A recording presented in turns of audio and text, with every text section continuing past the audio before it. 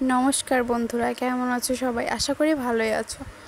দেখো, আজকে তোমাদের জন্য নিয়ে এলাম দুটো বিকেলের নাস্তা রেসিপি। একটা হচ্ছে পটেটো ক্রিস্পি পাই আর একটা হচ্ছে কটকটি, কেউ মোনাকাও বলে থাকে। তো পটেটো ক্রিস্পি পাই বানানোর জন্য একটা ডিম আর 3-4টা আলু সিদ্ধ দিয়ে দিলাম। তারপর এখন আমরা এটা ডোটা বানিয়ে নেব। তো ডোটা বানাতে হলে প্রথমে কিছু আটা দিয়ে দিলাম, তারপরে তেল আর লবণ দিয়ে অল্প অল্প করে জল দিয়ে এগুলোকে মেখে নিলাম। অল্প অল্প করে জল দিয়ে মেখে নিলে ডোটা সুন্দর হয়, তাই মেখে নিলাম। এখন কটকটি বানানোর জন্য একটা বাটিতে একটা ডিম ভেঙে তাতে পরিমাণ মতো চিনি দিয়ে এগুলোকে ভালো করে মিক্স করে নিলাম, যাতে করে চিনিগুলো গলে যায়।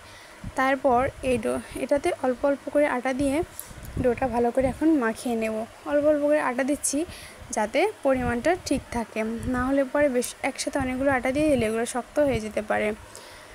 তাই এগুলোকে অল্প অল্প আটা দিয়ে সুন্দর করে মেখে নিচ্ছি। দেখো, কালারটা কি সুন্দর হলুদ দেখাচ্ছে।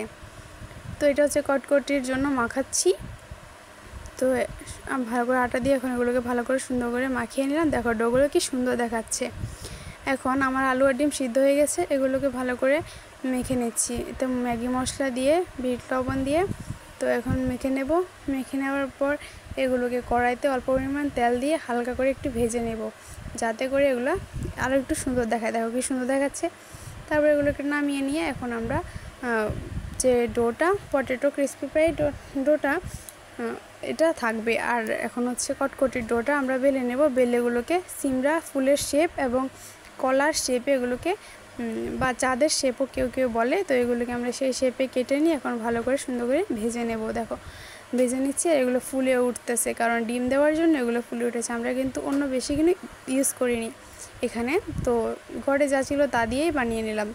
তো এগুলো ভাজা হচ্ছে। এদিকে আমার ননদ একটা রুটি বলে নিল, যে পটেটো ক্রিস্পি পাইয়ের জন্য ওটা বলে নিল। ওতে ওই যে আমরা ভেতরে দেওয়ার জন্য পুরটা ওটা ভেজে নিয়েছি, এখন ওটা ভেতরে দিয়ে সুন্দর করে দিয়ে তারপর একটা ছুরির সাহায্যে এগুলোকে সুন্দর করে ফুলের মতো আকারে কেটে নেব। কেটে নেওয়ার পর এগুলোকে বলে নিতে হবে। তো এগুলো এখন সুন্দর করে চিকন চিকন করে, বেশি চিকনও না, আবার হালকা একটু মোটা রাখতে হবে। তো এগুলোকে কেটে নিচ্ছে। কেটে নেওয়ার পর এগুলোকে এখন একটা একটা করে বলে নেবে। তো দেখো, এগুলো সুন্দর করে কাটা হয়ে গেছে। তো কাটা হয়ে যাওয়ার পর এখন এগুলোকে সুন্দর করে শেপ দিয়ে দেখো সুন্দর করে বলে নিচ্ছে। তো এগুলো বলা হয়ে যাওয়ার এগুলো আস্তে আস্তে এক একটা করে বলে নিচ্ছি আমরা। তো সব ওদিকে এগুলো বলতেছে, আমি ওইদিকে কটকটিগুলো ভাজতেছিলাম। এদিকে রাতও হয়ে আসছে অনেক, তো আমরা তাড়াতাড়ি করতেছি। যাই হোক, তাও তাড়াতাড়ি তো করা যায় না। তো দেখো, এগুলো হয়ে গেছে অনেকটি। তো এগুলো এখন আমি তেলে ভেজে নেব সুন্দর করে। তা তেল অল্প পরিমাণে দিয়েছি, কারণ এগুলো ডিমের যেহেতু তো হবে, তাই এগুলো এখন সবগুলো ভাজা শেষ। তারপর এখন আমাদের খাবার পাড়া, সাথে একটু টমেটো সস দিয়ে খেলে খুব ভালো লাগে। তো যাই হোক, ভালো থাকো, টাটা বন্ধু।